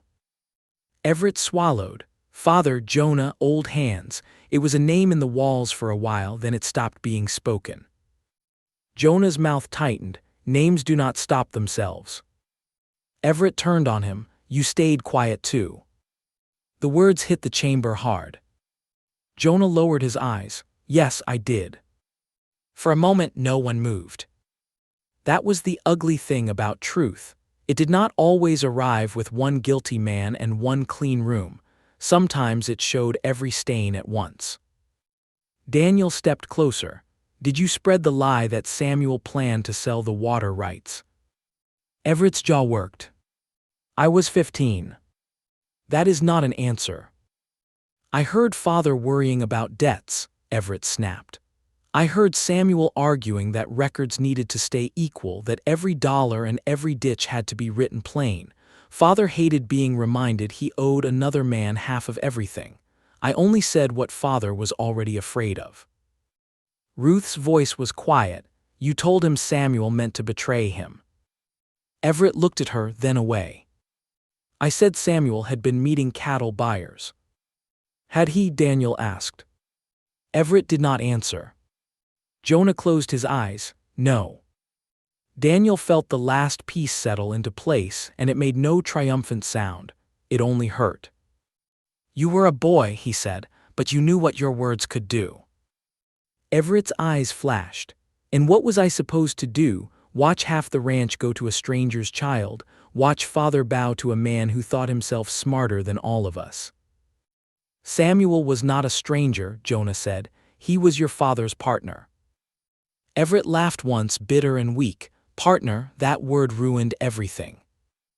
Daniel looked at his brother and saw something he had missed for years. Everett had not simply wanted the ranch because it was valuable. He had wanted it because sharing anything felt like losing. Even as a boy, he had looked at another man's rightful place and mistaken it for theft from himself. Outside, the blizzard struck so hard that dust shook loose from one of the beams. Mrs. Vale murmured a prayer. Ruth glanced toward the vent, but the smoke still climbed steadily. The shelter held. Eli looked at Everett with a child's open hurt. Did Grandpa know you lied? Everett's anger faded at the boy's voice. At first, no, he said. Later, maybe. After Samuel died, Father would look at me sometimes like he was trying to remember who lit the match. But he never asked, I never confessed. Silas fixed the papers. The town moved on. The ranch grew. And Samuel's son? Ruth asked. Everett said nothing. Daniel stepped nearer. What about Samuel's son? Everett rubbed both hands over his face. There was a boy, Henry. Father gave money to send him east. Jonah shook his head. Money does not mend an orphaned life. Everett's shoulders sank. No. That one word, small and empty, was the closest thing to remorse Daniel had heard from him since their father died. But remorse inside a shelter was easy. Dawn would test what it meant. For the next 2 days, the blizzard kept them buried in the ridge. The world outside disappeared. Snow packed against the outer door until Daniel and Eli had to clear the passage every few hours. The cold deepened until water skins near the entry crusted with ice, but inside the main chamber, the stone stove and the clever vents held life in place. They rationed food. Mrs. Vale took command of the small supplies as if the shelter were her kitchen. She split biscuits into fair pieces, warmed beans in a dented pot, and scolded anyone who tried to give away too much of his portion. Ruth moved quietly from person to person. She checked Reuben's ankle, rubbed feeling back into the fingers of the younger ranch hand, and wrapped Jonah's knees in warmed cloth. She never raised her voice, never claimed authority, but soon everyone watched her hands for what needed doing next. Daniel fired the stove in short, careful bursts, remembering the drawings from the ledger. Too much flame would waste fuel, too little would let the cold settle in the walls. Eli helped him, learning fast, his anger slowly turning into purpose. Ranger slept near the entrance. Not by the fire, not beside the food, near the door where he could hear what the weather was doing. Everett watched all of it. At first he sat apart with his coat around him, saying little. Then, during the second night, one of the young ranch hands began coughing so hard he could not lie still. Without a word, Everett took off his own blanket and placed it over the boy. Daniel saw it. He said nothing. Some changes were too fragile to praise too early. Near morning of the third day, the wind finally weakened. It did not stop, but its roar loosened into a long, tired moan. The pressure in the shelter changed. Ranger lifted his head, sniffed the air, and rose. Daniel stood with him. "It's passing," Jonah whispered. Everett looked toward the outer passage, the house. Daniel did not answer. They waited until the light outside turned from black to dull gray. Then Daniel, Eli, and Everett dug through the snow, blocking the outer door. It took nearly an hour. When the door finally opened, daylight poured in so bright it made everyone shield their eyes. Redstone Ranch had changed. The main house still stood, but part of the roof over the east room had peeled back. The barn nearest the north pasture had collapsed under a drift. Fence rails lay scattered like broken matchsticks. The yard pump was buried to its handle. Cattle dotted the lower draw in dark clusters, alive because they had moved where instinct told them to go. Everett stepped out behind Daniel and stared. All his ownership had not kept one roof whole. All his papers had not taught him where cattle run before a storm. All his pride had not built the shelter that saved him. Ranger walked down the slope, slow and steady, and stopped beside a snow-covered marker stone. He pawed once at its base. Eli brushed away snow with his gloves. Beneath the ice was another carving. S.W. Samuel Whitaker had marked more than the shelter. Daniel looked across the valley with new understanding.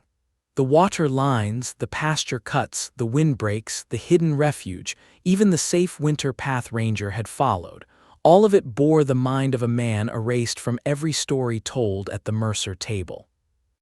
By noon, riders appeared on the eastern road. At first Daniel feared Reuben's friends or men sent by Silas Whitcomb, but Ranger did not growl, he only stood and watched. 3 horses came through the snow. The first carried Judge Alton Reeves wrapped in a buffalo coat, his beard crusted white. The second carried a town deputy. The third rider was a woman Daniel did not know. She sat straight in the saddle despite the bitter cold. She wore a dark traveling coat, a plain brown hat, and gloves worn at the fingertips. A leather satchel rested across her lap. Her face was tired from hard travel, but her eyes were sharp, searching, and deeply wounded by something older than weather. Jonah Pike stepped forward. For a moment, he looked as if he had seen a ghost. The woman dismounted slowly. "My name is Lydia Whitaker," she said. "I received a telegram about my grandfather Samuel." Daniel felt Ruth come to stand beside him. Eli moved closer to Ranger. Everett looked down at the snow. Lydia's eyes traveled across them all, then stopped on the carved marker at Eli's feet. She took one unsteady breath. "I was told his name had been lost here," she said. Daniel removed his hat. "No, ma'am," he answered quietly, "not lost." He looked toward the ridge shelter, then toward Redstone Ranch lying wounded beneath the snow. "Buried," he said, "and it is time we put it back where it belongs." If this moment touched your heart, stay with the story, because the truth has finally reached the living, but justice still has to cross the hardest ground. Lydia Whitaker stood in the snow below the ridge, holding the leather satchel against her side as if it contained the last living pieces of her family. No one rushed her. Even Judge Alton Reeves, a man known for speaking plainly and wasting no daylight, kept silent. The wind had weakened, but the cold remained sharp enough to sting the eyes. Behind them, Redstone Ranch lay damaged and humbled beneath the storm's white hand. Above them, the hidden shelter waited in the limestone ridge with 2 names carved into its wall, one remembered and one nearly erased. Lydia walked to the marker stone Eli had uncovered. She knelt slowly. The letters were shallow, worn by years of weather, but still there. S.W. Samuel Whitaker. Her gloved fingers touched the carving, and for a moment her face lost all its guarded strength. She looked less like a traveler from Montana and more like a granddaughter meeting a man she had only known through silence. "My father said this land took his father," she said. Daniel stood a few steps away, hat in hand. It did not take him by itself. Lydia looked up. Daniel did not soften the truth, not because he wished to hurt her, but because her family had already been hurt by gentle lies. My father wronged Samuel, Everett helped start the lie, Silas Whitcomb helped hide it, Jonah saw enough to know the truth and carried the shame of silence. I found the papers because Ranger led us to the shelter. At the sound of his name, the old dog sat beside Eli, his muzzle lifted proudly into the cold. Lydia's eyes moved to Ranger. My father wrote about a dog, she said. Daniel frowned slightly. Your father. Lydia opened the satchel and carefully removed a cloth-wrapped packet. Inside were letters, folded and refolded until the corners had softened like cloth. She handed one to Judge Reeves first, then another to Daniel. My father was Henry Whittaker, she said. Samuel's son. He was sent away after Samuel died. He was told there had been an accident, then later told not to ask questions if he valued peace. But before he left Wyoming, someone gave him a small note from Samuel. Jonah stepped forward, pale. Samuel was alive when Thomas took him from the ridge. Lydia nodded for a short while. The judge unfolded the letter. Daniel watched his eyes move across the page. Alton Reeves was not a soft man, but something in his expression grew heavy. Lydia spoke as if reciting words learned long ago. My grandfather wrote that if Red Stone ever forgot his name, the proof would not be in town. It would be in the cold place under the ridge. He told my father that Thomas's dog knew the path because animals remember kindness longer than men remember honor. Ruth's hand went to her heart. Eli looked down at Ranger with new wonder.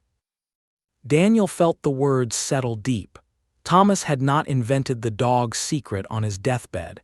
He had preserved what Samuel himself had trusted to him, and then, for nearly 30 years, he had failed to use it. Judge Reeves turned to Daniel. Where are the papers you found? Safe, Daniel said. Bring them. Everett lifted his head at once. Judge, the will was lawful. The judge looked at him over the rim of his spectacles. Mr. Mercer, I have not yet asked you a question. Everett's mouth closed. Daniel rode with Eli back to Jonah's cabin while Ruth stayed with Lydia near the shelter. Ranger insisted on coming, trotting beside the horse though his steps had grown slower after the storm. At the cabin, Daniel retrieved the hidden documents one by one.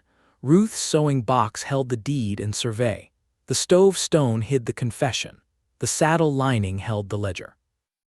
Jonah dug the leather strip and brass key from beneath the beans. When they returned, Judge Reeves had set up a rough review inside the ridge shelter. It was the strangest court Daniel had ever seen. No polished benches, no flags, no town hall, only a stone room built by a dead man, a small fire burning cleanly in the stove, and papers laid across a flat slab while snow melted from everyone's boots. Judge Reeves examined the original deed first. Thomas Mercer. Samuel Whittaker. Equal claim. Then the survey map. Lydia placed her family's half beside Daniel's. The two pieces matched so perfectly that even Everett looked away. Water lines crossed from one page to the next. Boundary marks joined. The winter shelter was drawn in the same careful hand, with notes about ventilation, drainage, and heat. Then came the ledger. Every entry carried weight, half payment from Thomas, half payment from Samuel, timber hauled by Thomas, stonework designed by Samuel, cattle purchased by Thomas, spring flow measured by Samuel, freight split, labor split, risk split.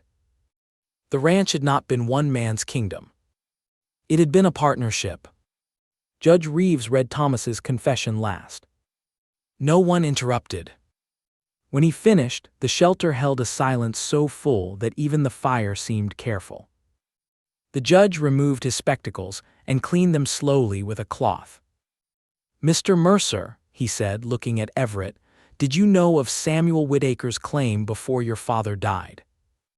Everett's face had gone tight. I knew stories. Did you know the will transferred property your father may not have lawfully owned in full? I trusted the clerk. Judge Reeves looked toward Silas Whitcomb, who had arrived with the deputy and now stood near the entrance, shivering more from fear than cold. Mr. Whitcomb, the judge said, did your office hold older records naming Samuel Whittaker? Silas cleared his throat. Records from that period are incomplete. Lydia stepped forward and placed another paper on the stone. My father kept this receipt, she said. It bears your predecessor's mark and the registry number. Silas stared at it. For the first time, his careful face broke. Judge Reeves took the receipt and compared it with the deed. Deputy. The deputy stepped closer. Ride to the county office, the judge said. Lock the registry cabinet. No stove is to be lit in that room. No paper is to leave. If Mr. Whitcomb attempts to touch any file, hold him. Silas protested weakly. Judge, there is no need for such theater. Alton Reeves's voice turned cold. Then you should find the performance easy to endure. Everett shifted. This changes nothing until a court rules. It changes enough, the judge said. Effective now, every sale, transfer, mortgage, cattle contract, and water right decision concerning Redstone Ranch is suspended until lawful ownership is determined. Everett stepped forward. You cannot take my ranch. The words echoed against the stone.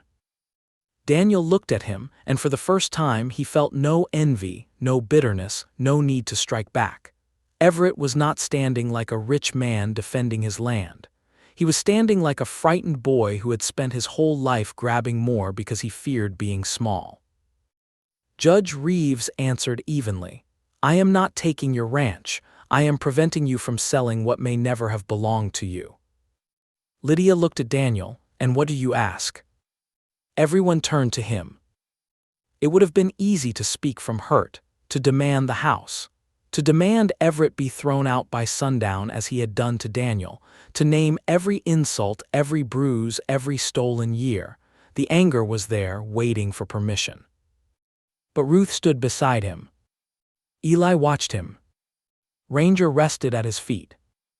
Daniel thought of his father's confession. Too much damage had begun with a man choosing pride over truth. He would not add another stone to that wall. The first thing, Daniel said quietly, is Samuel Whittaker's name goes back on the deed. Lydia's face trembled. Daniel looked at the judge. Before land is divided, before cattle are counted, before any man argues over money, put his name back. Jonah Pike bowed his head. Ruth's eyes filled with tears. Eli stood a little taller. Everett looked as if Daniel had struck him in a place no fist could reach. Judge Reeves nodded once. That can be done. But justice, like winter, was not finished in one day. By late afternoon, the deputy returned from town with news that turned every face in the shelter hard. Silas Whitcomb had tried to burn an old registry page in the office stove before the deputy arrived. The corner had blackened, but enough remained. The registry number matched Lydia's receipt. Samuel Whittaker's name could still be read beneath the scorch marks. Silas sat down heavily on the stone bench.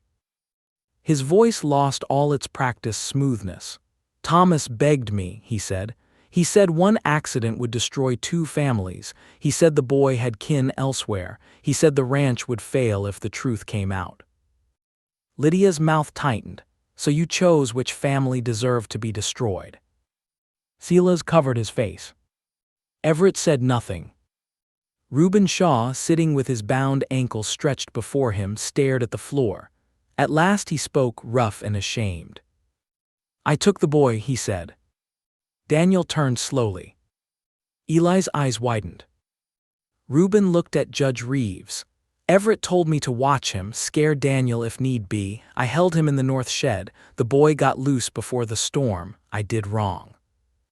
Everett snapped, you were paid to follow orders. Reuben looked at him with tired disgust, and I was fool enough to think that made me less guilty. The chamber changed after that. Not with shouting, not with violence, with something stronger. Men who had hidden behind orders, fear, papers, and family names began to run out of places to stand. Judge Reeves ordered Silas held for altering records. Reuben would answer for taking Eli, though Daniel asked that his help during the storm be recorded too. Everett's authority over Red Stone ended before sunset. He was not dragged away. He was not humiliated for show. He was simply told he no longer had the right to command the land, the hands, the cattle, or the water until the law restored what had been broken. That quiet loss struck him harder than public shame. As dusk settled, Lydia stepped outside the shelter. Daniel followed a moment later. The valley below was bruised by the storm, but alive. Smoke rose properly now from a temporary cook fire. The surviving cattle moved slowly in the draw. Eli and Ruth helped Mrs. Vale carry blankets toward the house. Jonah stood near the ridge, looking toward the old marker as if speaking silently to a friend buried long ago. Lydia watched the land with tears held carefully in her eyes. "My father died believing no Mercer would ever speak the truth willingly," she said. Daniel placed his hat back on his head. "He had reason." She looked at him. "And you?" Daniel thought of the house taken from him, the name left on the porch, the dog at the gate, the cold ridge, the confession, the storm. "I want my son to inherit something cleaner than land," he said. Lydia did not answer for a while. Then she turned toward the shelter. "My family came back for justice," she said, "but this ranch still needs someone who knows how to keep it alive." Daniel looked at her. Below them, Everett stood alone near the damaged porch, watching the land he had almost lost completely because he could not bear to share it. Lydia's next words carried softly in the cold air. "Tomorrow, Mr. Mercer, we decide whether Red Stone becomes a battlefield or something better than it ever was before." Morning came clear and bitter over Red Stone Ranch. The storm had passed, but it had left its handprint everywhere. Snow leaned in heavy banks against the damaged house. Broken rails pointed out of drifts like old bones. The north barn lay folded in on itself, its roof sagging low beneath white weight. Yet the sky above the valley had turned a pale, clean blue, and sunlight touched the ridge stones as if the land itself had survived a trial. Daniel Mercer stood near the old marker with Ranger beside him. The dog was tired. His muzzle had gone almost completely white, and the storm had taken more strength from him than anyone wanted to admit, but his eyes were peaceful now. He watched the valley without fear, as if he had carried his burden as far as it needed to go. Ruth came up the slope with a cup of coffee wrapped in cloth to keep it warm. "You have been standing here since first light," she said. Daniel accepted the cup. "I keep thinking about Pa." Ruth looked toward the shelter entrance, with anger. With all of it, he took a slow breath. "Anger, sorrow, pity, shame, maybe love too, though I do not know what to do with that part yet." Ruth stood beside him quietly. Below, Judge Alton Reeves had gathered everyone who mattered near the temporary cook fire. Lydia Whittaker stood with her leather satchel under one arm. Jonah Pike sat on a crate with a blanket over his knees. Eli helped Mrs. Vale pass hot coffee to the ranch hands. Reuben Shaw sat apart with his ankle bound, no longer trying to look hard. Silas Whitcomb was under guard beside the deputy's horse, his fine coat wrinkled and stained with smoke. Everett stood alone. He had not slept much. His face looked older than it had before the storm. Pride still clung to him, but weakly now, like a torn flag after high wind. When Daniel and Ruth came down from the ridge, Judge Reeves unfolded several papers across a feed crate. They were not new papers. That was the strange power of the morning. Most of the truth had always existed. It had only been hidden, denied, or locked away by men who feared it. The judge spoke plainly. "Samuel Whittaker's original claim is lawful. The altered records are void. The will of Thomas Mercer cannot transfer what Thomas Mercer did not fully own. 1/2 of Red Stone Ranch belongs by inheritance to the Whittaker line, represented here by Lydia Whittaker." Lydia lowered her eyes, and her fingers tightened around the satchel strap. "The Mercer half," the judge continued, will be restored according to the lawful estate before false changes were made. Daniel Mercer and Everett Mercer both hold claim through their father, but Everett Mercer is removed from management pending charges related to fraud, intimidation, and the unlawful holding of Eli Mercer. Everett's mouth twitched, but he said nothing. Daniel looked at him. Only days earlier, Everett had given him 4 hours to leave his home. Now the law could have returned the wound. Daniel could have asked for Everett to be pushed out into the snow with nothing but his coat and shame. But Ruth's words from the night before stayed with him. Do not go as his brother, go as the man you are. Judge Reeves turned to Daniel. What do you ask of this court first? Daniel did not hesitate. Put Samuel Whitaker's name back on the deed. The judge nodded. That will be recorded. And the shelter, Daniel said. It should bear both names, Thomas Mercer and Samuel Whitaker, not to honor the wrong but to remember the whole truth. Lydia looked up at him then.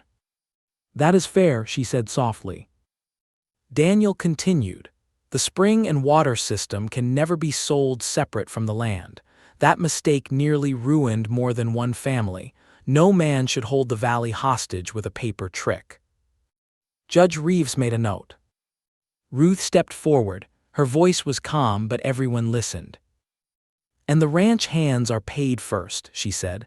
Before family shares, before repairs to the big house, before profit, men who work through winter should not wait behind arguments between names.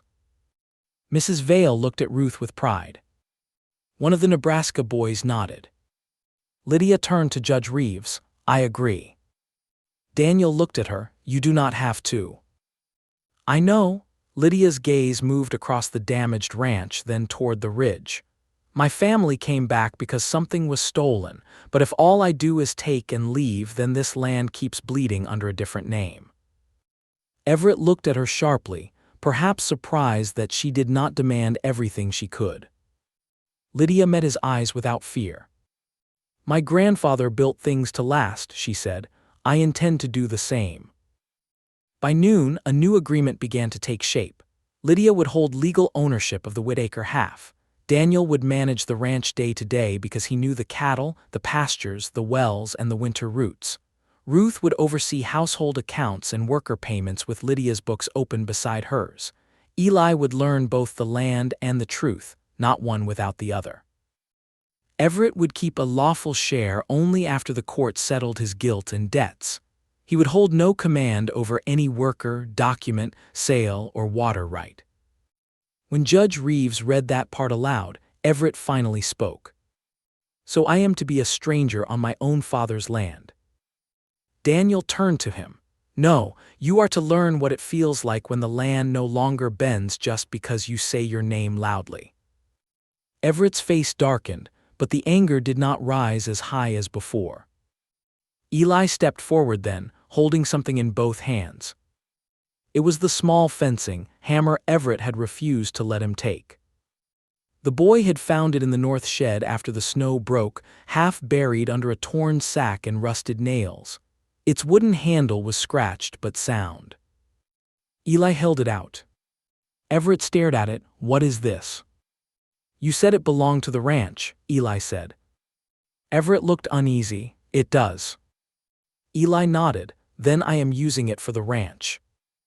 He walked past his uncle to a fresh-cut boundary post Daniel had set near the old marker. Lydia handed him 2 small iron letters forged by the blacksmith that morning. M. W. Mercer. Whitaker. Eli nailed them side by side into the wood. Neither letter sat above the other. Each strike rang clear in the cold air. No one cheered. The moment did not need cheering. It needed silence, and it received it. Jonah Pike wiped his eyes with the heel of his hand and pretended the wind had caused it. Later that afternoon, Daniel found Everett standing near the damaged porch. For a moment, the brothers looked across the yard where they had once raced as boys, where their mother had called them in for supper, where their father had stood tall before guilt bent him inward. Everett spoke first. I hated you. Daniel said nothing. Everett's voice was flat, emptied by truth. Not because you wronged me, because you could work beside father without needing him to say you were better. I needed the ranch to prove something. Then I needed all of it. Then I needed everyone else to have none. Daniel looked toward the ridge. That need cost people. I know. Do you? Everett's jaw tightened. For a second Daniel thought pride would return, but it did not. Everett looked at the snow near his boots. I knew Samuel's name, I knew enough to ask questions. I chose not to. I used what father hid because it gave me what I wanted. Daniel felt no sudden forgiveness. Real forgiveness, he knew, was not a door thrown open because a guilty man finally looked sad. It was slower than that, harder. Sometimes it had to wait while justice did its work. The law will decide what happens next, Daniel said. Everett nodded. Daniel turned to leave, then paused. But if you ever want to become more than what you have done, start by telling the whole truth when Judge Reeves asks. Everett looked up. Daniel walked away before either of them could make the moment cleaner than it was. Spring came slowly to Redstone Ranch in 1887. The snow melted from the lower draws first, revealing grass bent but not dead. The cattle grew stronger. The new barn was raised with its back to the northwest wind, just as Samuel's old drawings advised. Firewood was stacked beneath covered sheds. The drainage ditches were opened and shaped again. The chimney was rebuilt with a proper draft, and the winter shelter was cleaned, stocked, and left ready for any traveler caught by cruel weather. Inside the shelter entrance, Daniel fixed a modest wooden plaque to the limestone wall. Thomas Mercer, Samuel Whitaker, partners in the land. One name did not excuse the other, one truth did not erase the wrong, but both belonged in the open where sons and daughters could see what silence had cost. Lydia returned each season from Montana and later stayed longer than she planned. She kept careful books, walked the water lines with Daniel, and learned to read the valley by its small signs. Ruth's garden bloomed again near the cabin below the ridge. Mrs. Vale ruled the kitchen with a wooden spoon and a soft heart.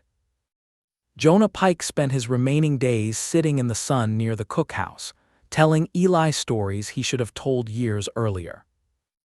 Reuben Shaw faced the law, but his help in the storm was recorded. Silas Whitcomb lost his office and his good name. Everett confessed enough to spare no one, not even himself. He left Willow Creek for a time under court order, carrying less money than he wanted and more truth than he knew how to bear. Daniel did not celebrate his brother's fall. He had learned that a family could be broken by greed, but also by secrets everyone agreed not to touch. On a golden evening months later, Ranger climbed the northern path one more time. Daniel followed slowly behind him. The old dog paused at each familiar turn, the sheltered draw, the leaning pine, the 6 carved marks in the stone, the hidden door that no longer needed to stay hidden. He stepped inside the shelter, walked to the entrance of the main chamber, circled once and lay down where he had always kept watch. Daniel sat beside him on the stone bench. For a long while, man and dog listened to the quiet breathing of the hill. Daniel thought of his father's last words, "The dog remembers the way." He had thought the way meant a path through stone. Now he understood it meant more. The way back to truth. The way through shame. The way home when home had been built on something broken. As the sun lowered behind the western hills, Ranger rose with effort. Daniel did not call him. He simply waited until the old dog was ready. Together they walked back toward Redstone Ranch, slower than before. Ruth stood outside the cabin with Eli beside her, both of them glowing in the warm evening light. Lydia waved from near the water trough. Smoke rose cleanly from the chimney, straight into a peaceful sky. Everett had inherited everything that could be written falsely on paper. Daniel had inherited an old dog, a worn saddle, and a rope. But the dog had remembered the road to the truth. And in the end, truth was the only inheritance strong enough to bring a family home. If this story touched your heart, remember it the next time someone says a small kindness does not matter. Sometimes an old dog, a quiet son, and one hidden truth can change the fate of an entire frontier.